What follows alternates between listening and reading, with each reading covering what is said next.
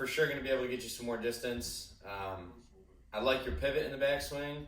All that's really good. A lot of the distance issues are in transition from your backswing to your downswing and how inefficient that is. So I actually really like your backswing and how you turn and tilt.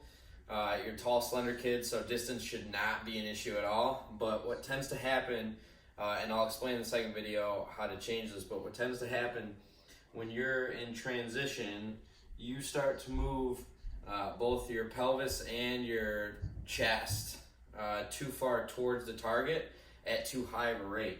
So you'll do a pretty good turn and have pressure in pretty good spots, and then you start to go like this and move your upper body, lower body way too far towards the target. Now, if you were to use your arms and your wrists the correct way, you would never be able to hit the ball. You would basically go right over the top of it and you would hit probably 12 inches after the ball as you would miss it. So what you tend to do is then you start letting go of the angle between your left arm and the club. You start, it's a common term called casting, so it's like you're casting a fishing rod.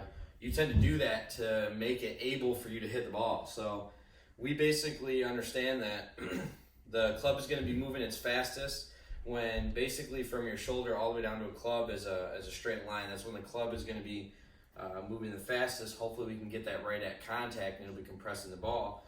You get that way too early. So you get that right here. So from here all the way down to the ball, you're not really carrying any of that kinetic energy or like the cracking of the whip. So that's why we have a loss of distance. So your upper body and your lower body move way too towards the target, and that causes you to release that angle and you're kind of coasting into impact. So that's the loss of distance.